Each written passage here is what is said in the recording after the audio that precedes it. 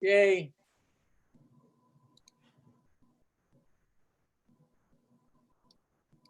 Good job, Sam.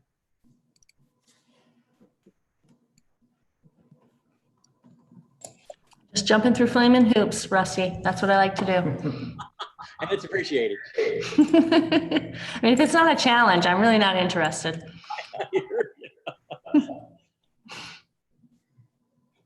I got to get it on the website now, so hold on. And then go get Christina going again.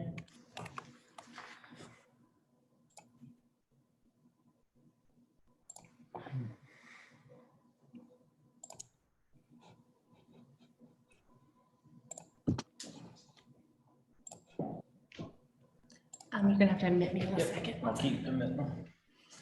Thanks, Sam.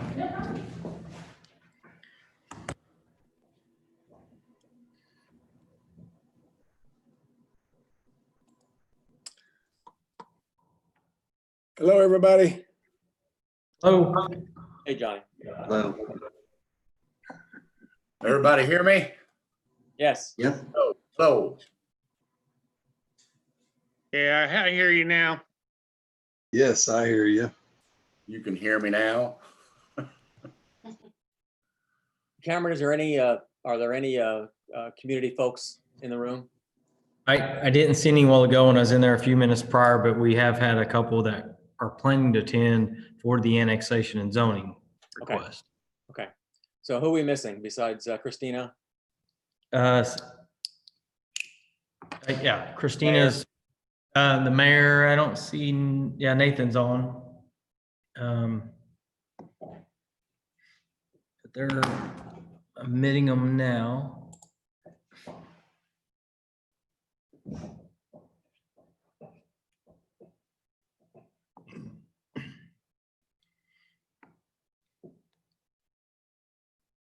Is Christina going to just be there with you? She's in the other room where you'll see Sam's face to Okay. check and see if there's any citizens, and then she's taking minutes and From in there. Okay. All right. So who are we waiting on? 1, 2, 3, 4, 5, 6, 7, 8. I'm not seeing anyone that we're waiting on. Like everybody's there except the mayor, and he can just join us. All the commissioners appear to be there. Applicants look like they're there. Let's go ahead and get started. Okay. It's 7:02. So we'll call this a meeting to order. And first thing up on the agenda tonight is the approval of minutes for June 22nd. If everybody's had an opportunity to review, are there any additions, deletions, or changes? If not, I would entertain a motion. I make a motion, we approve. A motion on the floor to approve. Have a second. Second. Jeff seconded. All in favor? Aye. Aye. Okay, good deal. Okay, let me stop here real quick. You probably saw inside your packet, and those that are joining us tonight, we're going to be doing things a little bit differently. This is our first night that we will not only be a planning and zoning commission, we'll also be a historic preservation commission. So the plan is to go through the entire agenda for the planning and zoning all the way to the completion of it, close that meeting out, and then open up the OHPC section of that. So if you're here to talk about that, it'll be a little while in order for us to get to it. Also, Ron, I'll remind the commission before we get started, once we're completed with a particular agenda item or an application and there's been action taken on it, whatever that action is, we can no longer talk about that again. So once we're done with it, please don't bring it up during discussions or just chatting. Make sure that you have all your questions asked and answered while we're in the voting process. So once we're done, we move on and we don't go back, and that's by state statute for the Sunshine Law. So enough of the housekeeping. Let's just jump into unfinished business. Under A, it's a variance request located at 1608 South 9th Street. Application request of variance on a buffer setbacks in order to construct additional parking spaces. We're all pretty familiar with this, but I'll turn it over to Cameron and he can give you updates.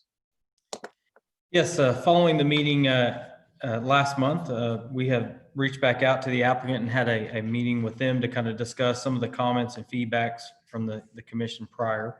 The applicant has had an opportunity to go back and do a site survey to identify One of the concerns where that existing sanitary sewer line is.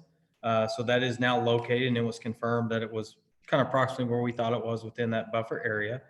The staff did look at the some of the recommendations from the commission and staff and updated their request. The request is to provide or a variance to accommodate a 15.9 foot buffer, which would be a reduced distance to allow for that parking to kind of occur in what would originally been the buffer yard.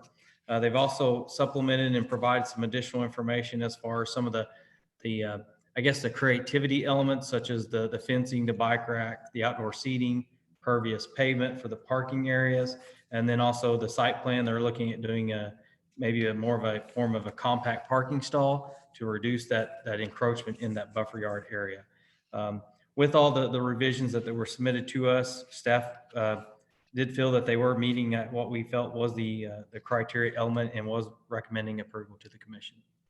All right, good deal. I just want to add that I appreciate very much the team from Torgerson Partners listening to what staff had to say in our meeting.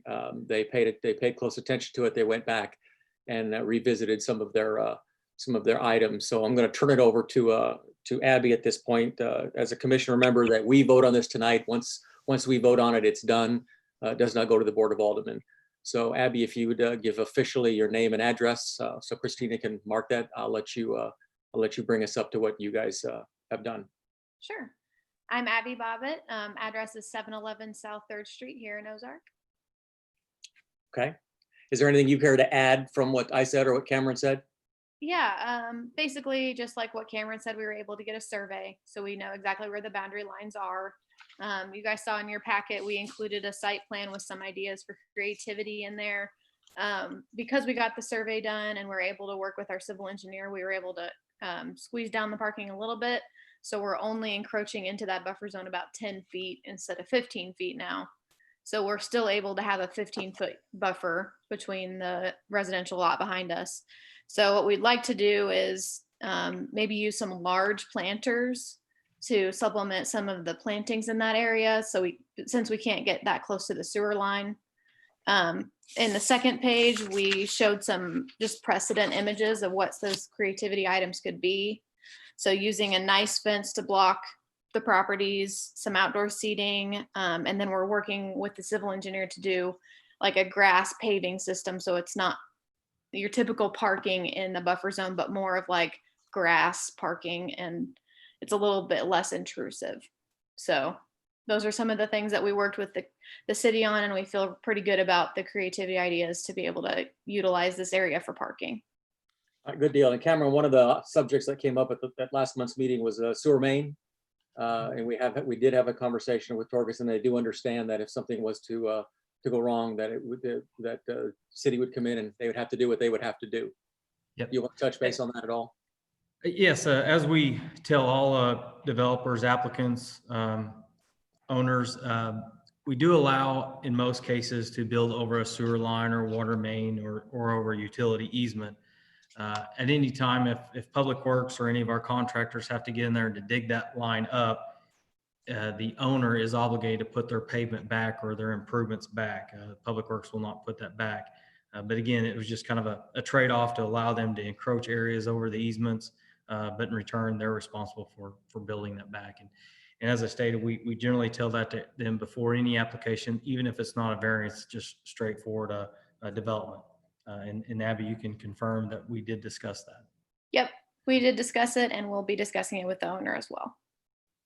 Okay, thank you, Abby. I don't know if there's anyone there that would like to speak to this from the audience. If so, I can open up a public hearing aspect of this, but I don't think I need to. I don't know that it's necessary. So what I'll do is I'll just turn this over to the commission for comments.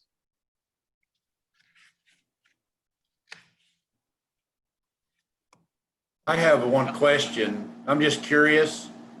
Yes, Jeff.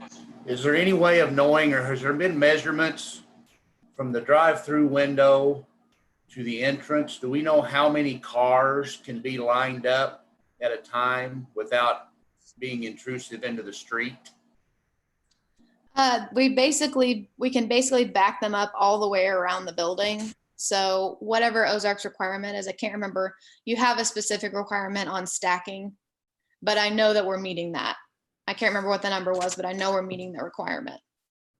Yeah, based on the site plan and kind of approximate that, I'd say you're about 5 to 6 car stacking, which would meet that requirement. Okay, thank you. John, did you have a comment? You're muted. Yeah, can you hear me now? Yes, sir. Hello? Yes. This is a real plan as opposed to, I mean, this looks great and the creative stuff is terrific, I think. I love the grass parking and the planner's idea makes sense when you consider the sewer line there. So I think it's a well executed. You've done about as much as you can do with the lot that size and where it is, in my opinion. I think it's well done. Okay. Anyone else? Yes, I appreciate how much softer that's going to look with the pervious parking instead of the impervious surface. I guess my question has to do with the purpose of the buffer. I would think between commercial and residential is for sound and lights. And I know that I think I read that these are all down lights, and so that shouldn't be an issue. But I'm still concerned about the sound buffer because 10 feet provides quite a bit of space, especially if there was a taller layered, like there would be the fencing, but then a layer of tall shrubs or trees or something like that, it would act as an additional sound buffer. So I think the purpose of that buffer may not be served in the intent that it had at that time. It wasn't just to look pretty for the customers or to be aesthetic for people. It served a purpose with the sound from commercial to residential. And so I think it seems like they've done the best they can with this lot and the constraints. It's a good project, but I did want to be aware of that I'm not sure that that's being met, the purpose of it. When it was One point, just to bring up about the sound, for this, business hours are going to be very limited to mornings and afternoons. So there may be some sound as people driving by in the morning time for the neighbor, but I don't think the sound is going to be, it's not going to be a crazy night scene or anything like that. And we're also going to try to utilize the back line in front of the fence to plant as many shrubs as we can to keep it kind of like a living wall back there to create more of a sound buffer. So we're going to take as much space as we can in the back and utilize that for plantings to minimize the sound. That is really reassuring. However, planning and zoning, we look at the use that you're going to have now, which seems just fine. But in case that business should move on, Sure. another business would be there that would have evening hours or that would just create more noise. So I think this is the best that can be done right now. But and just want to be aware, everyone to be aware, at least that's my take on the situation, is that's the purpose of a buffer. I do want to clarify, based on the plantings that they are providing, they are meeting the actual requirement per buffer. So if it was still the 25-foot width, they are actually providing the required number of plants. So they haven't proposed to reduce that. Also, they're proposing the fence. So at the end of the day, and I agree, you're putting the cars closer to the fence, but that's the only reduction at this time is that actual 25-foot setback. So they're still making the commitment of putting in those plants. Okay, thank you, Jean Ann. Anyone else have a comment? I'm sorry, can I have one more? You can have as many as you'd like, sir. Jean Ann brought up something that tickled my brainstem.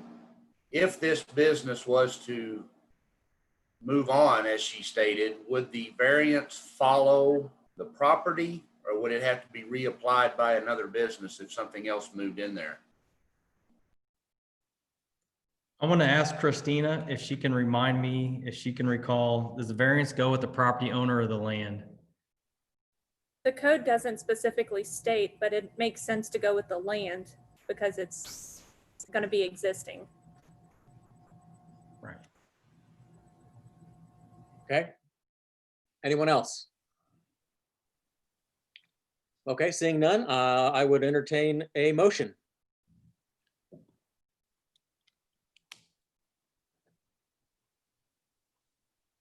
I move we accept the variance as stated. We have a motion on the floor to accept the variance as stated. Do I have a second?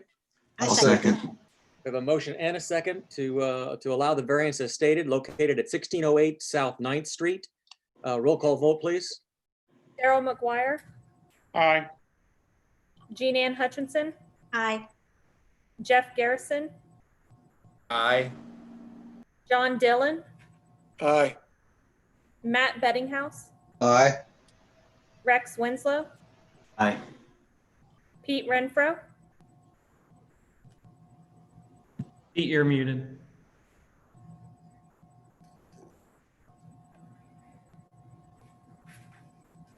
Aye. motion passed unanimously. All right, good deal. Thank you all. Okay, next up, under new business, annexation. Owner is John Cruz. Location is 278 South Tanglewood Drive. Smith. Yes, this property is just north of the rivers up off of NN Highway. It's an existing subdivision that was out in the county. It existing is a house on a well and septic. The applicant has had a recent issue with the failing septic tank. They are needing to connect to the city sewer system. Due to the proximity of the existing sewer just to the south of them and the septic tank being in a position where it's not being able to be re-permitted or redeveloped or reconstructed, that does cause them to be in a kind of a bind of needing to annex into the city and connecting to our sewer system. And because the sewer is there, the annexation is required to make that connection. Based on the proximity, it is located near it is compact contiguous, so it is near the city limits and adjacent to city limits. Staff did recommend approval of the annexation. And I believe the applicant here on this one, Christina? Yes, I see her name is here. Ms. Winfield, could you click on video and audio, please? Yeah, let me,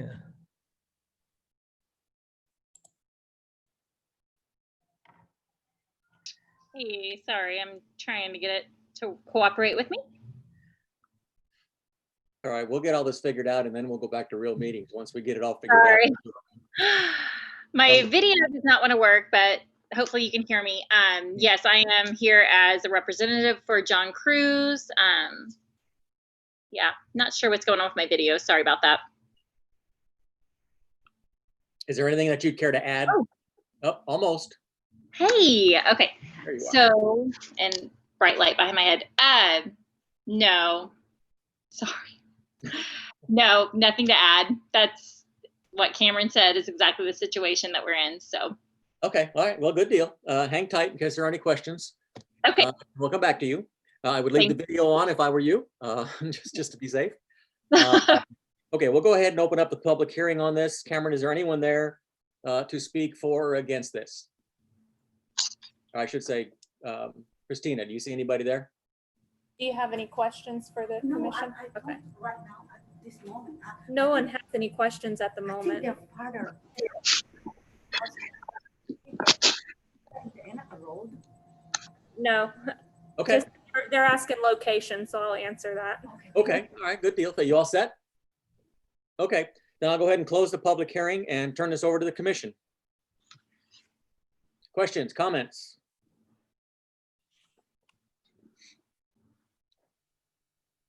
I have one. Go right ahead, sir.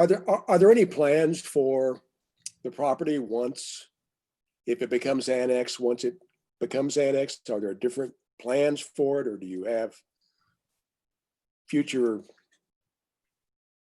John, plans for the property? John, I can actually answer that. At this point right now, we're really here to talk about the annexation. You'll see right below is a zoning. They're going to come back right as soon as we're done here and they're going to zone it. So let's get through the annexation part of this. And when we get into the zoning aspect of it, then we can ask some different types of questions. Right now, it really needs to focus on the annexation. Understood. Okay, good deal. Anyone else have a comment? I'd like to ask, are there any other adjoining properties that would be considered for annexation in the future? I'm assuming this is one piece of the existing addition that's in the county. So where does the rest of annexation stand for maybe additional properties? yeah, if you look in your packet on the second page of the staff report, there's 2 lots to the east that are already annexed into the city. There's a further lot to the east that is not. There's a lot to the west that is not. That's a larger lot. So that kind of shows you kind of where it sits within the proximity of what's in and outside the city. There's a larger parcels further to the west, and then across to the east is on the other side of NN Highway. So yes, there are 2 lots to the east that are annexed in the city. Based on some of the discussions, I believe that's what has happened to them as well. They needed city services and they were annexed in at that time. Thank you. I didn't look far enough down. Thank you. Okay, good deal. Anyone else have any comments or questions for the applicant or for staff? Seeing none, I would entertain a motion.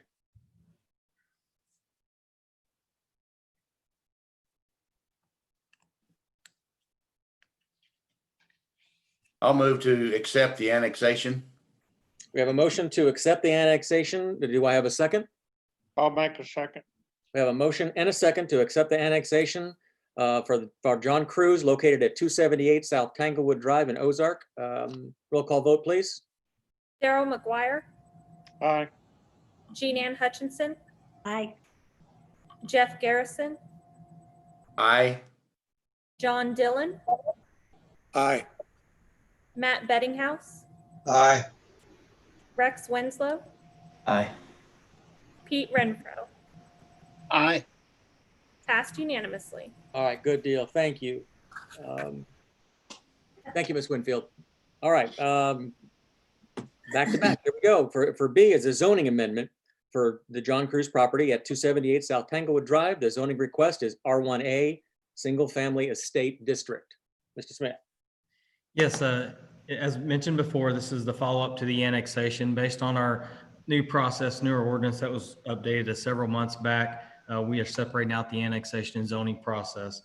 The applicant has requested the R1A, which is our largest single-family lot. Based on the size of the lot, it's over an acre in size, and the existing land uses to the east being R1A zoned in the city. Staff did feel like it was appropriate for this R1A zoning and was recommending approval of the R1A. Okay, good deal. Ms. Winfield, anything to add? Nope. Okay, I will open up the public hearing. Christine, is there anyone to speak on this portion of it? Okay, then I'll close the public hearing and turn it over to the commission. Questions, comments? Mr. Gardner, yes, sir.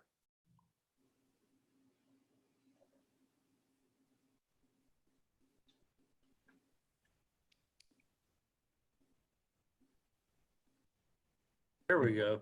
All right, sorry about that. I was just trying to get unmuted. I just have a question. Do we know who takes care of the road? Is it a county road or a special road? Let me see.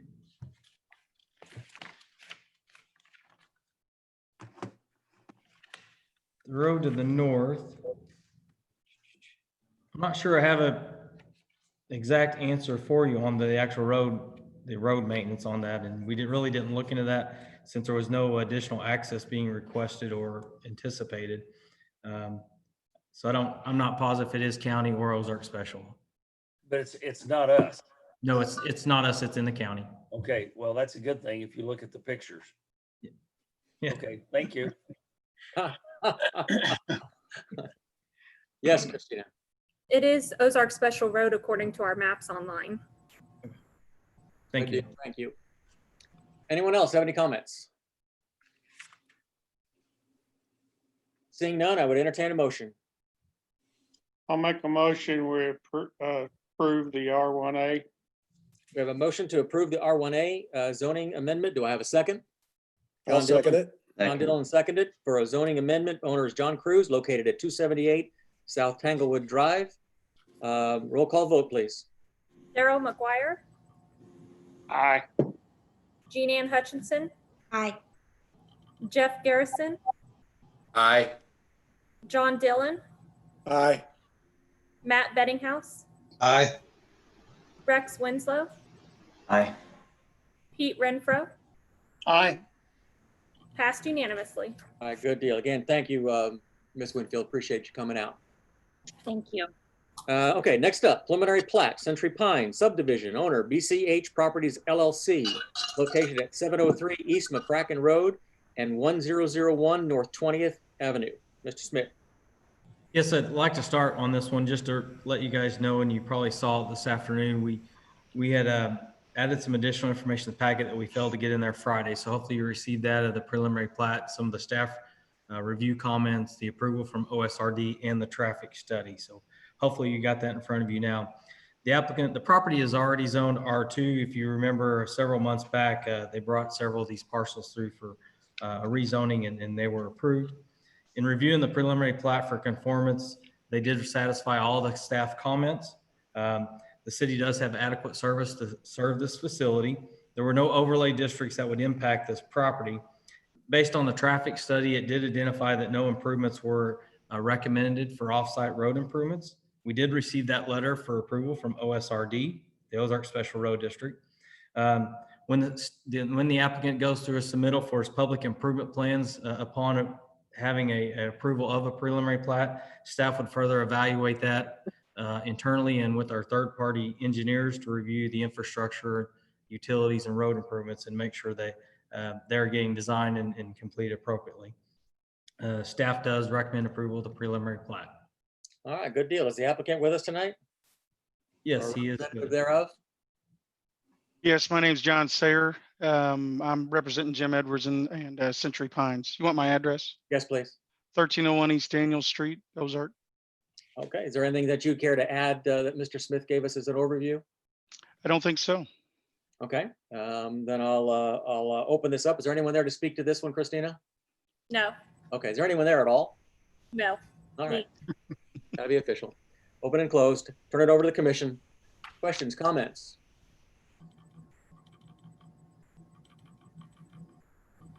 Okay, everybody get a chance to review the second information that Cameron sent out to us today. If that sparked some conversation, please feel free. Otherwise, I'll entertain a motion.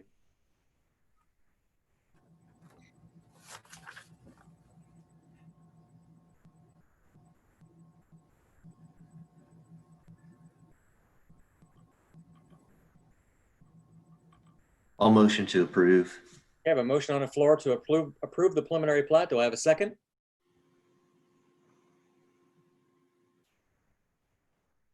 Second. Okay, we have a motion and a second to approve the preliminary plat for the Century Pines subdivision. Owners of BCH Properties LLC located at 703 East McCracken Road and 1001 North 20th Avenue. Roll call vote, please. Darrell McGuire, Aye. Jean Ann Hutchinson, Aye. Jeff Garrison, Aye. John Dillon, Aye. Matt Bettinghouse, Aye. Rex Winslow, Aye. Pete Renfro. Aye. Passed unanimously. All right, good deal. Thank you, Mr. Sayer. Appreciate you coming out tonight. Thank you, everyone. Okay, next up, D, amending the municipal code for the city of Ozark, Missouri, chapter 410 subdivisions regulations to update language regarding escrow for sidewalk improvements. Mr. Smith.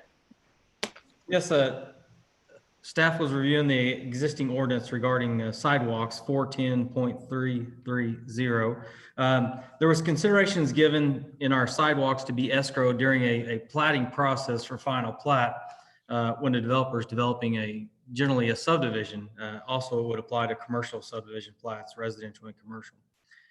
The ordinance did identify the allowance of a sidewalk escrow. However, when we're reviewing it with applications for platted lots that are already platted or just standalone undeveloped lots, there was no consideration given in the ordinance to allow for an escrow of the sidewalk for an occupancy permit.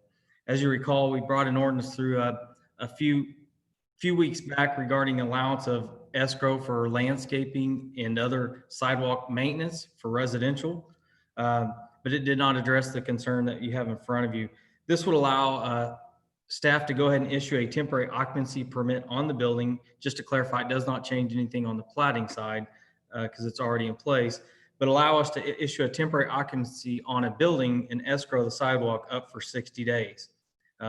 There is an allowance of 160-day extension on that sidewalk escrow.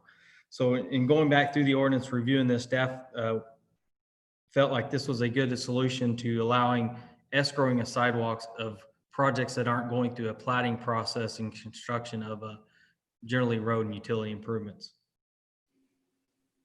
Be happy to answer any questions. And we'll, just to clarify too, that because of this revision, it does affect 410-170 to remove the sidewalk reference in that ordinance section because it's now included in this section. Okay, so assuming nobody snuck in on Christina, we'll just open and close the public and turn it over to the commission. Questions, comments for Mr. Smith?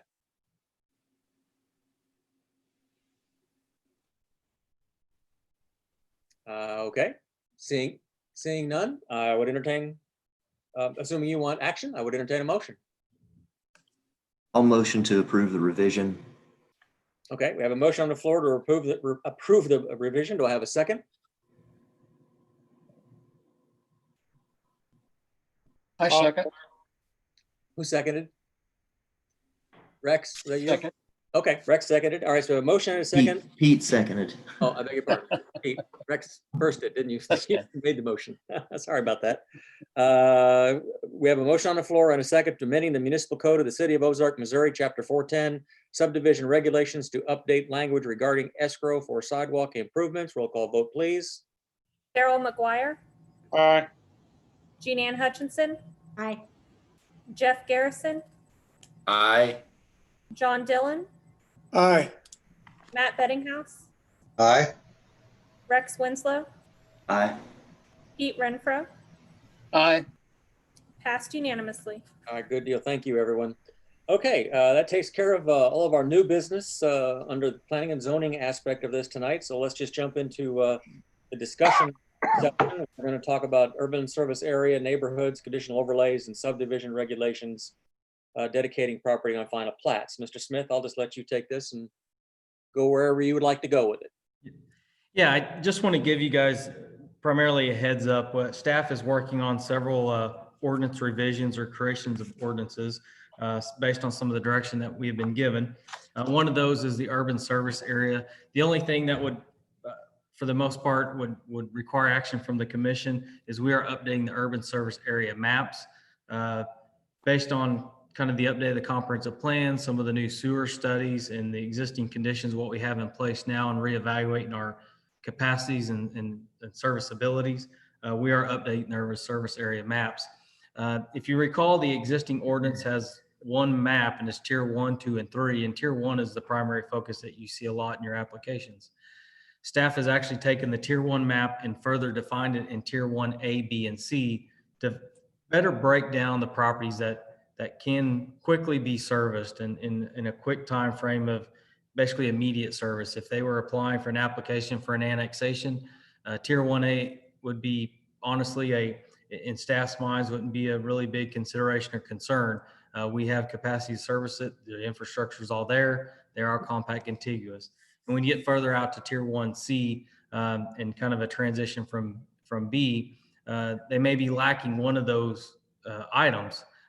For instance, the application that you had seen recently down to the south side of town, where they actually had to bring in a larger parcel of land just to make it compact contiguous. That generally would fall in what we see as a tier 1C area, where there's quite a bit of work on the applicant's part to make that compact contiguous, or utility extension if that was there. So just want to let you know a heads up on that. That's coming. Also, staff's been working on a neighborhood meeting ordinance. It is very similar. We took Springfield's ordinance as a template to start basis of ours. Based on some of the recent discussions on annexations and zonings, we felt that it would be a good opportunity to draft a neighborhood meeting ordinance, which would require applicants to have a neighborhood meeting prior to coming to the Planning and Zoning and Board of Aldermen.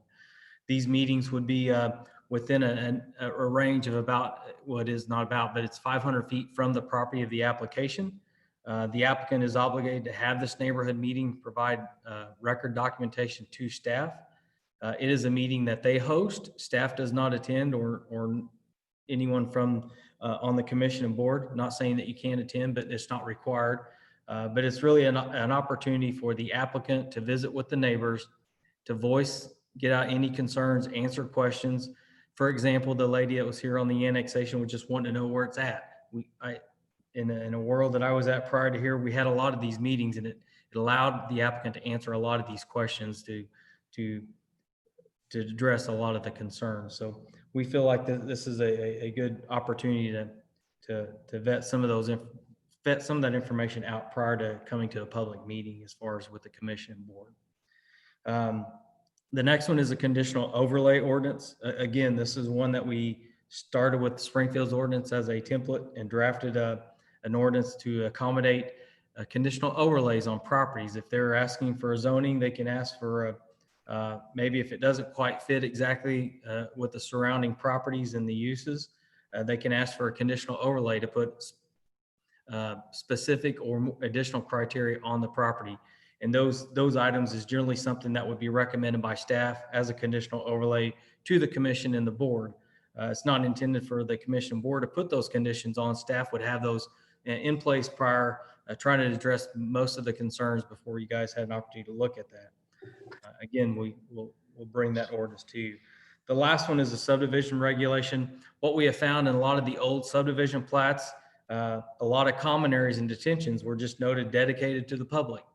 Well, a lot of people have felt like that meant dedicated to the city. And so the city has maintained a lot of those common areas over the time, or they've converted them to parks.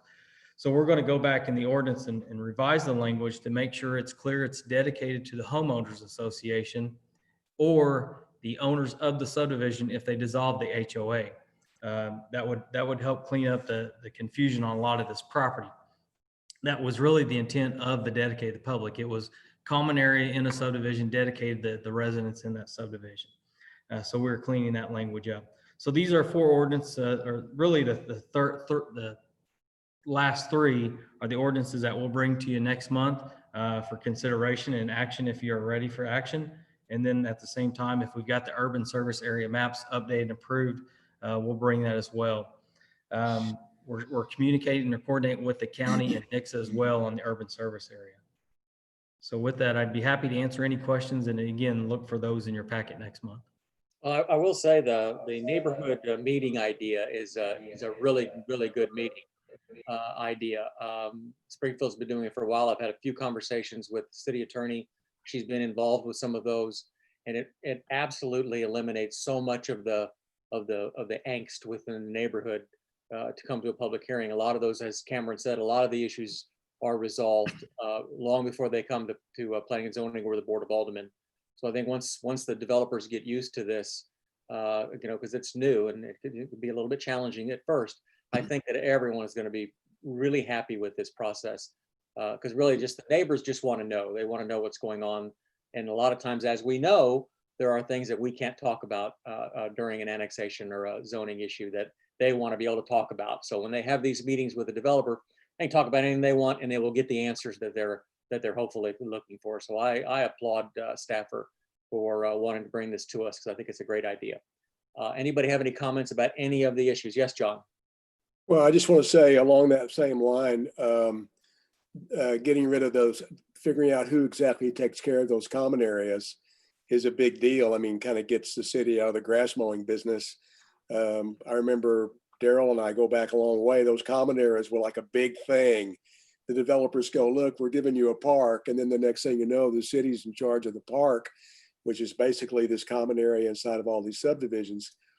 And now that the use tax didn't go through, all these things are going to be more and more expensive for us as a city. So I really applaud. That's a great idea.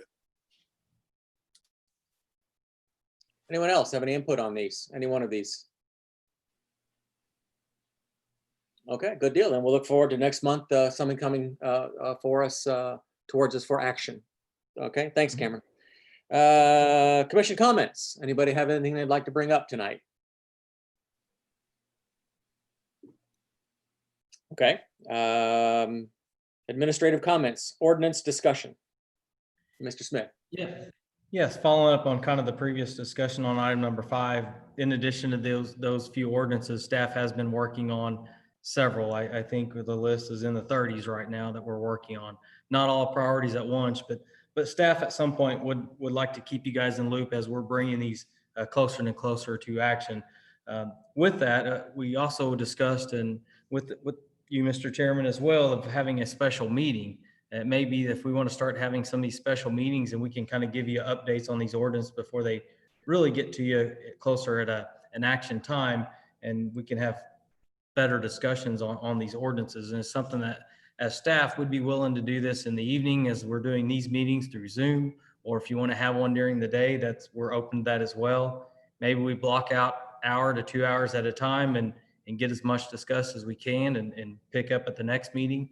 But again, just want to try to start that dialogue a little more with the commission to get some additional feedbacks and start sharing the list of ordinances that have been provided to us as far as tasks to work on. Okay, it might not be a bad idea as we draw closer to that, if we just send out an email to everyone asking what's best for them. I mean, we have some folks that are still working for a living, may not be able to get away during the day. So an email out to just request what's best for each commissioner might help you schedule it. Yep. Okay. So let me my back up. thought is, I'm sorry, go ahead. oh, Okay, I may back up a little bit. Mayor Gardner, Alderman Poston, did you have anything to add to tonight's discussion at all? No, sir, I do not. Okay, nothing for you, Mayor Gardner? Okay, very good. In that case, I would entertain a motion to adjourn. I'll make that motion. I have a motion to adjourn. I'm sorry, did you hear a second? Second, Jeff, All second. in favor? Aye. Aye. Thank you. Okay, moving into the next project. Which is, where'd my stuff go here? The OHPC side of our new role. Everybody had an opportunity to review whatever minutes that were there 8 or 9 months ago, so I doubt there were any at all.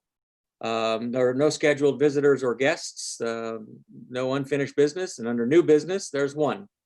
And that is location of 119 North 2nd Street. Application is Abby Torgerson Bobbitt. The owner is David Healy, and it's a COA for exterior improvements. Mr. Smith. yes, the applicant has requested a C of A for their building just to the northwest corner of the square. The items that they're looking at performing on the structure is removing and replacing some awnings, adding an additional awning, adding flower boxes on the exterior under windows, adding some exterior lighting, removing windows and doors and enclosing those openings in with some brick material, replacing the stucco with the brick, replacing vinyl siding with brick. They are proposing to paint all the brick on the building and then adding power and metal rails for future signage. In looking through the packet, staff did try to kind of give you some bases of our thoughts on each one of these items. Be happy to go through these individually, or we can kind of just gloss through them all at once. One of the items that we would like to point out, though, there were several concerns about the painting of the brick based on the design guidelines in the proposal in the application. That was a concern that staff did have, in addition to the signage. Some of the elements in the signage based on the design guidelines in the C4 zoning district, which they're in as well. There's some strict criteria on the signage.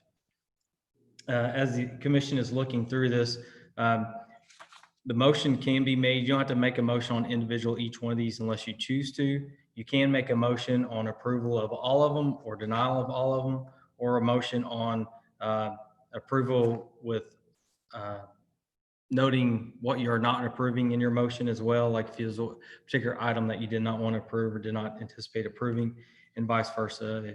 If you're denying, you can deny one and not all of them. But anyway, I'd be happy to answer any questions on the application. Okay, so I think probably the best way to handle this, because there's a great deal of information to go through here tonight.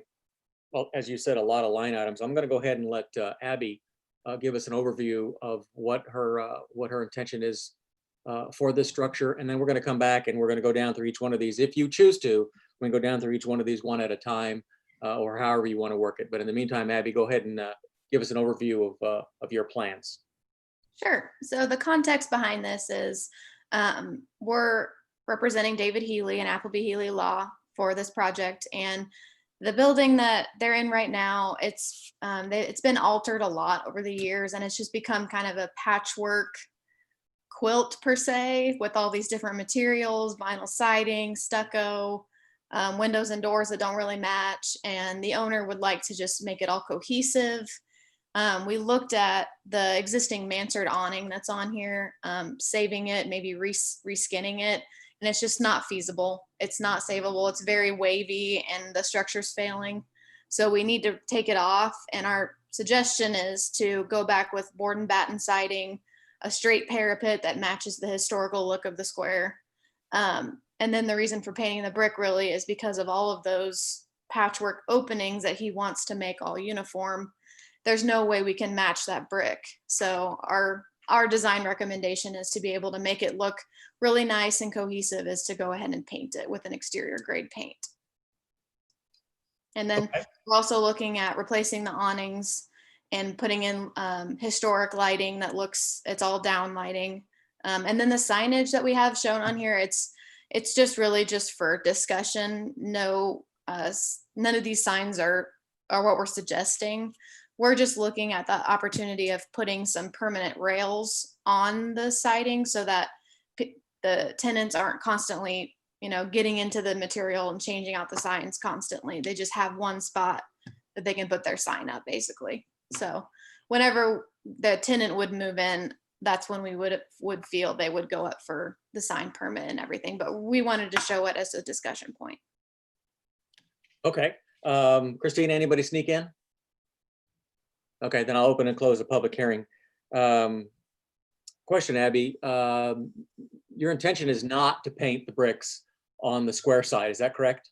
Yes, that's correct. On the east elevation next to Hazel's, we're leaving that facade alone as the historical look that it is. We're But just just replace talking the about the others. Yeah, he wants to replace the awnings to match the rest of the awnings. It'll be a solid black is what his intentions are. But other than that, he doesn't want to touch that side. Okay, all right, so let's go back, everyone, and if you have that sheet with you, to save me from having to go down through each one of these, is there anything in particular with regard to each one of those bullet points that you would like to bring up, pardon me, individually and discuss? And just start at the top and go down, that way we can stay in order. So if there's no discussion on each one of these, and we can go to wherever you want to go to discuss this, but try to stay in some kind of order here so we're not bouncing around. So does anyone have any comments about any one of these bullet points? Well, I have a real quick question, Abby. The discussion on the color, what was the discussion on the color choice? You may have mentioned that. I probably wasn't listening. The brick color choice? The brick color, yes. So that is an existing color that he's used on another renovation project in Ozark. It's the Finley River Office Park over on 14. He renovated that building and used that siding color as well and just really liked it. It's kind of a gray tone, but it tends toward more tan. So we're trying to match the brown tones of the square, but still have it match his brand. Okay, all right, good deal. Okay, so any discussion at all on any of these points that you'd like to bring up? Anyone? Mr. Chairman, a couple of. Yes, ma'am, go right ahead. Inquiries. First of all, just the name of the page is kind of scary to somebody who appreciates historic buildings. And I realize this is a non-historic building, but it's a non-contributing building, but that doesn't mean that it should not be complementary to the historic buildings that it's surrounded with. And I know in the design guidelines, it has a couple of examples, and one's a building very similar to this. It hasn't been mucked up so much, but it is, and it says it's a contemporary single-story brick. It's where Mama's used to be, and now there's a sub shop there, Big Al's, and they've made it look good. And that's what these awnings and the lights, the gooseneck lights, those are very appropriate to contribute to the historic district. And I'm glad that color's not as gray as it looks in the pictures, because the guidelines say that it should be compatible with the other colors around it. And I think it's very ironic that one of the pictures in the design guidelines are of Wheezy's, which is now painted white. I don't know where they got the permission to do that, because it says the use of paint in this colorful building is in a colorful historic palette. It was a simple and inexpensive approach to making it more visibly compatible with the historic buildings within the district. And so the use of paint can make a non-conforming building fit within the historic district and look really good. And so I'm like Abby said, it was a relief to hear her say that's more of a taupe color, more of a tan, more of a blue color than the techno gray it looks like in the pictures. So I'm hoping that's the case, that it is more of an earth tone color and not quite so modern looking as many of the grays that we see now. And then I guess my second question is about, it says the final point there is add power and metal rails for the future signage. Putting up the metal rails, that's a great idea. The power is disturbing to me, and in our guidelines, which I understand that the sign ordinances trump the guidelines. So I kind of wonder why we even have the design guidelines for signs. But it says that there will be no backlit signs, no lighted signs in the historic district, none. And it also then, even in this, it says in the sign guidelines from the city, says that only those are allowed only on buildings that front 3rd Street. And this building doesn't really front 3rd Street. Its address is on 2nd Street, and this is the back of the building. So that might be an issue we could talk about a little more, if it's not only if it's appropriate, because we do have to work within the ordinances that we have, where it says it's allowed if it fronts on 3rd Street, but that maybe it doesn't fit that criteria. And those are my only 2 comments. Mr. Smith, you want to address that backlit sign query? Yeah, what it notes in the design guideline, I don't have it in front of me, but basically it just notes that the illumination of signs are not to be internally lit. They're illuminated by an external light source, which is probably generally a floodlight or some sort of sconce on the building.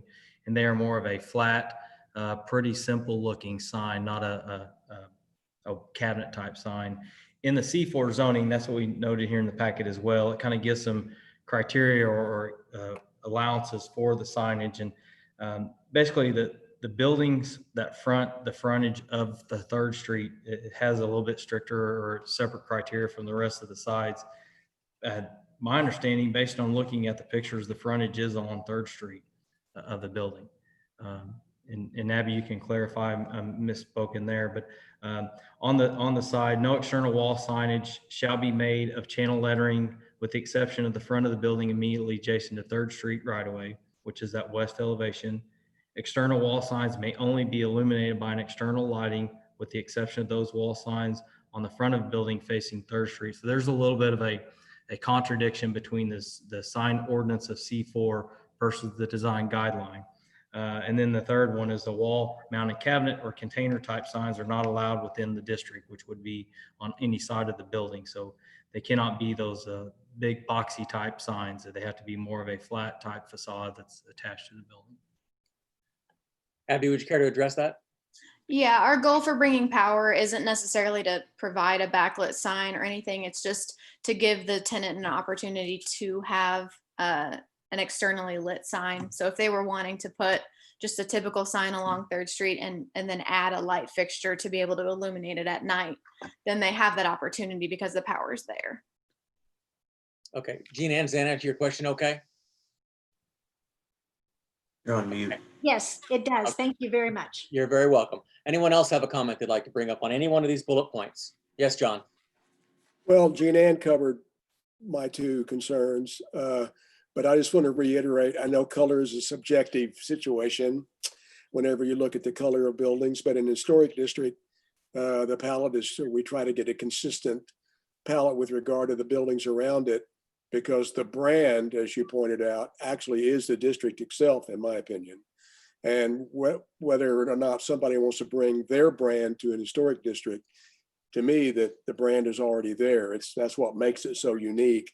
It is the Ozark's branded historic district. And I think it has a lot of power if we keep it as consistent within that color palette. I know it's changed a lot and people do things without permission, as Jean Ann said, but we're trying to keep it within the rules and the design guidelines as much as possible. So I'm with Jean Ann. I hope it's not a techno gray, a modern looking color as opposed to something that would fit the existing buildings that already are here. That's my only comment. Thank you, John. Anyone else?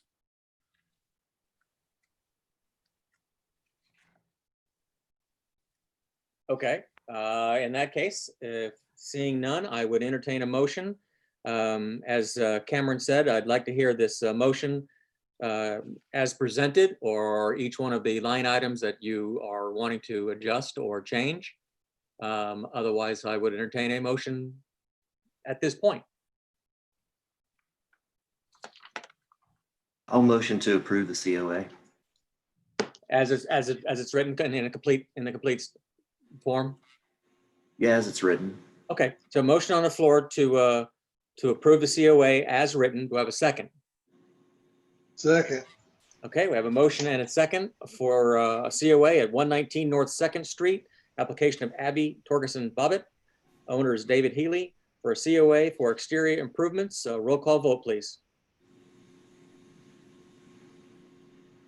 Daryl McGuire, Aye. Jean Ann Hutchinson, Nay.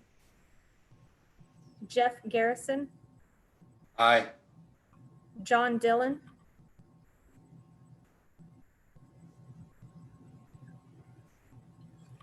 did you, Aye. thank you. Matt Bettinghouse, Aye. Rex Winslow, Aye. Pete Renfro, Aye. motion passes. All right, good deal. No matter how we've done this tonight, I want to make sure that moving forward, that we don't in any way set in kind of a precedent when someone comes before us in the future that is in a historic building with respect to painting brick. I think that's something that we need to keep in mind. So anyway, thank you all. Thank you, Abby. Thank you, John. Anything else? No. All right. Discussion number 5, OHPC ordinance. Mr. Smith. Yes, staff would just want to give you guys an update. Recently, the ordinance was sent through the commission for recommendation of the board, and it was all approved. Staff did finally get some feedback from the state in reviewing that ordinance, and the state has given staff some comments of the ordinance.